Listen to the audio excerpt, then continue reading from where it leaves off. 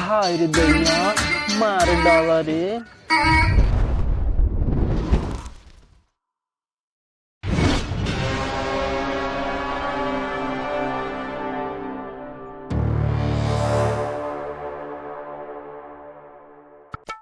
अरे काफी करो थोड़ा सा रे।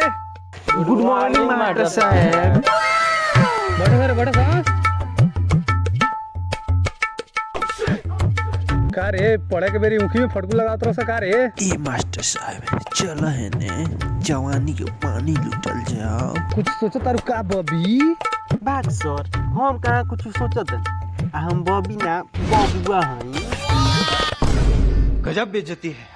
ना हो मास्टर हम थोड़े न अकेले अकेले ना रहल हो तो के की रहलो होई होई होई गुरुजी होइयो रहल।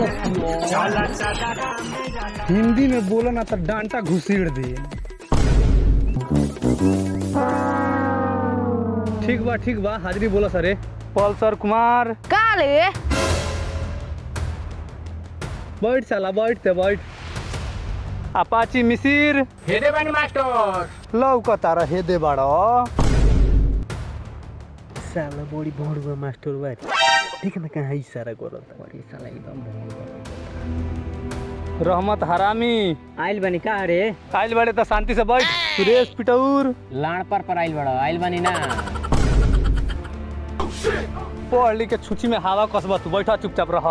लिपस्टिक कुमार हाय रे दैया मार डाला रे।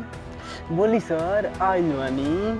ई अपना बाप मतारी के अच्छा लड़का बा। ई लड़का नाम करी।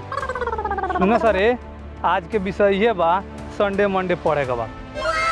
संडे मंडे ट्यूसडे बृहस्पति डे शुक डे शनिचर डे अतवार डे अब रहे। गजब बेइज्जती है। अब तुम लोग गलती से अगर नए हो तो सब्सक्राइब करो। वो जो लाल वाला बटन है उस पर अपने जीजा जी फेंक के मारो या फूफा जी, मुझे नहीं पता, बस क्लिक हो जाना चाहिए। अब मैं भी जा रहा हूं, मुझे मुठिया पेलने जाना है। बाय। वो है